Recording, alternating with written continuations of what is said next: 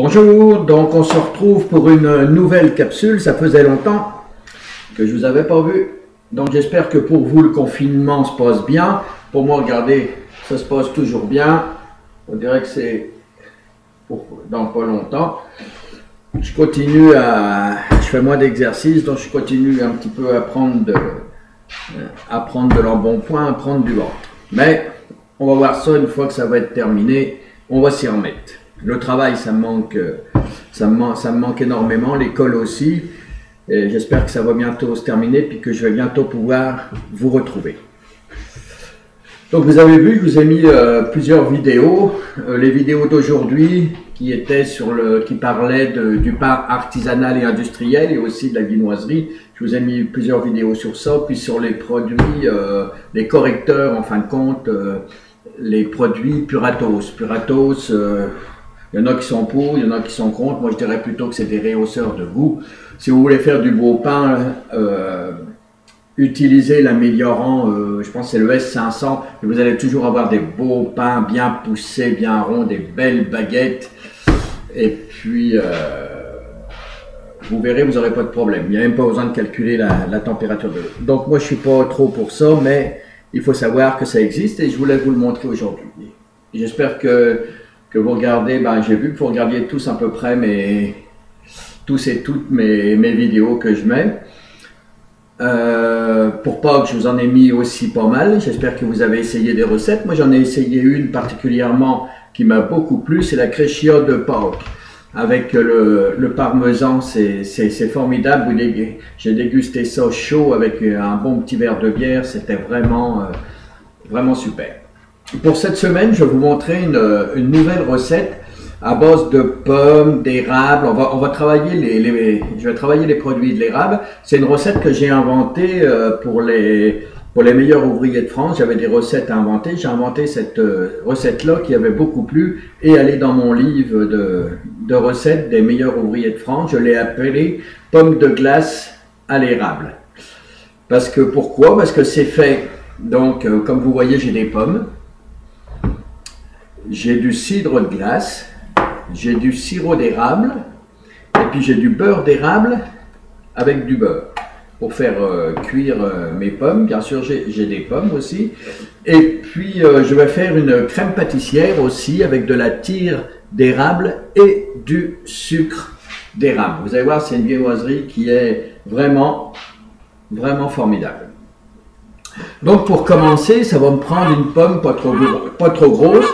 J'ai pris de la Cortland et cette pomme-là, je ne vais pas l'éplucher. Je vais m'en servir pour la décoration et puis je vais couper des tranches de pommes assez fines que je vais mettre dans le four à convection à 170 degrés Fahrenheit. Je ne peux pas vous dire combien de temps ça va prendre, mais en fin de compte, je vais les déshydrater.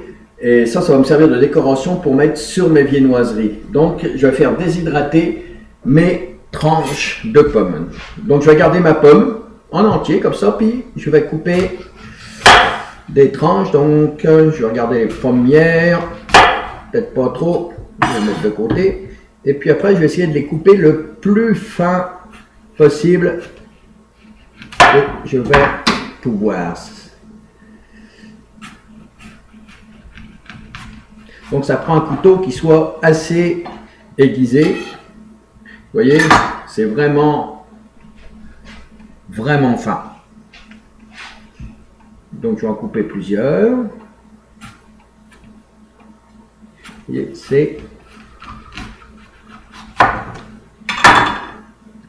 donc là ça m'en fait deux.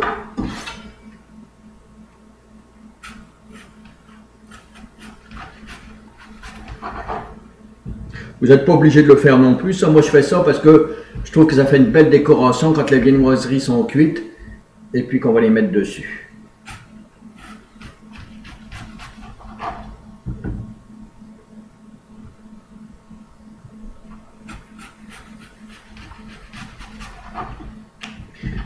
Donc, le four à convection 170 Fahrenheit.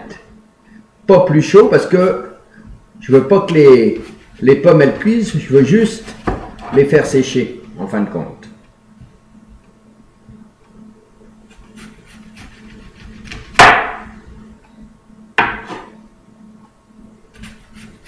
Vous allez voir, c'est pas facile à faire, mais bon. Je me rappelle que quand je suis allé au meilleur ouvrier de France en Alsace, parce que moi ça se passait en Alsace, mon concours, j'avais préparé mes pommes avant, puis je les avais emmenées dans une boîte, je les avais bien calées, bien soigneusement, je les avais fait déshydrater chez moi, parce que je savais que je pouvais pas faire ça là-bas. Donc on va arrêter là. Donc ce que je vais faire, vous voyez, ma pomme elle est là. Je vais essayer de zoomer.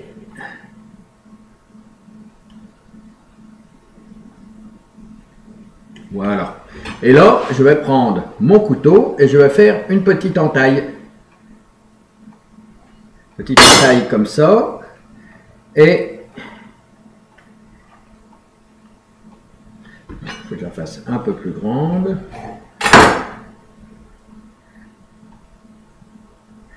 Voilà. Vous allez faire une entaille que vous puissiez, essayez de vous l'approcher, juste un peu plus de la moitié, et puis après que vous puissiez mettre un côté de la pomme. Vous voyez, j'ai un côté qui est un côté de la tranche d'un côté et un côté de la tranche de l'autre. Donc qu'on puisse la poser comme ça. Donc je vais un peu plus de la moitié et après, voilà, il faut qu'on puisse mettre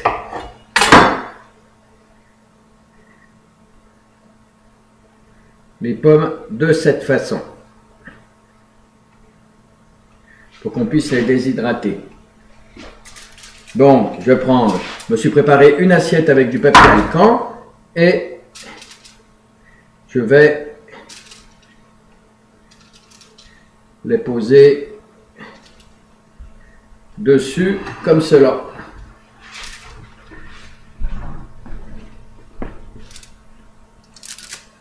Ça a du mal à tenir. Regardez, ça doit donner ça. J'en ai une qui est rebelle. Je ne sais pas si vous voyez bien. Voilà, ça doit donner ça à peu près. C'est-à-dire que je la plie une fois d'un côté, je la colle et une fois de l'autre. Il faut vraiment que ça soit bien fin. Vous allez voir, c'est vraiment pas facile. Mais ça, vous n'êtes pas obligé de le faire, puisque après, on peut juste mettre du sucre glace dessus.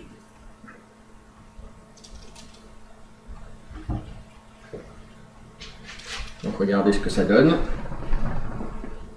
Voilà. Ça doit donner exactement ça. Donc, je vais aller me les placer dans mon four.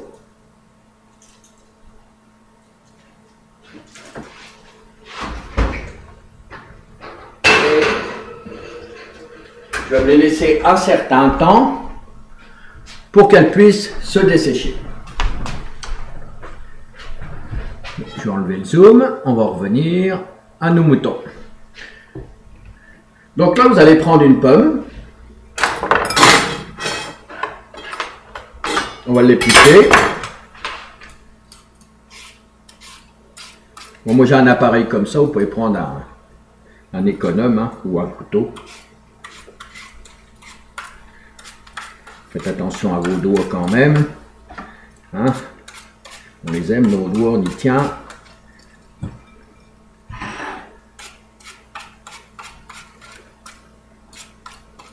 Donc, bien l'éplucher.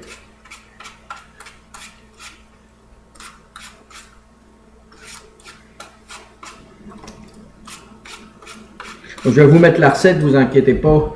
La recette, vous allez l'avoir sur le groupe, comme d'habitude. Et puis là, j'ai fait une demi-recette parce que c'était pour 1 kg de farine. Pour la pâte à croissant, on va prendre la pâte à croissant qu'on prend d'habitude, qu'on a pris pour nos croissants et nos chocolatines. On va en faire 500 grammes pareil. Et on va préparer aussi notre pâte. Moi, elle est déjà prête, je vais la tourer tantôt. et puis comme ça, elle va être prête. Là, c'est la garniture que je vous montre à préparer. Votre pâte, vous savez déjà comment la préparer, donc je vous conseille de faire votre pâte avant. Et là, vous voyez, j'ai mis 600 g de pommes, 100 g de cidre, 100 g de cidre, non, j'ai mis 50 g de cidre glace, excusez-moi, 100 g de sirop d'érable, j'ai mis 50 g de beurre d'érable et 25 g de beurre. Donc pour les pommes, j'enlève, je la coupe, je vais enlever la partie, le cœur de la pomme, et à partir de là, je vais la prendre comme ça, je vais la couper une fois en deux, dans ce sens-là. Et puis, là, je vais faire des petites lamelles pour faire des petits carrés. Ce que je veux faire, c'est des petits carrés de pommes. Voilà, je ne vous demande pas des petits carrés égaux, là. Hein. Faut pas qu'il y ait des morceaux de pommes. Ce qui compte, c'est d'avoir des petits morceaux de pommes.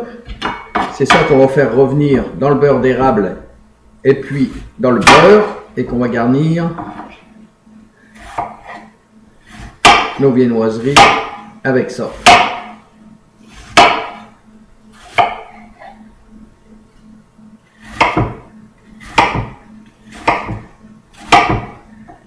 Faites attention à vos doigts surtout. Vous voyez, c'est pas des gros morceaux. Si vous les regardez, c'est vraiment des petits carrés de pommes. Donc vous allez faire ça avec toutes les pommes, avec vos 600 g de pommes. Vous allez faire comme moi, mettre ça, une fois que c'est fait, dans un saladier. Si vous ne voulez pas que vos pommes noircissent, ce que je vous conseille de faire, soit mettre du sucre glace mélangé, ou mettre, comme vous savez, du jus de citron. Ce que je voulais vous dire, c'est que mes pommes, avant, je les ai lavées, je les ai essuyées. Bien sûr, je me suis lavé aussi les mains désinfectées. Et surtout les pommes, il faut bien les laver et puis les désinfecter, puis essuyer-les après. Donc, on va se retrouver tantôt pour une autre capsule. Je vais vous montrer comment faire cuire les pommes et incorporer tous les ingrédients au fur et à mesure. On se retrouve, ne quittez pas.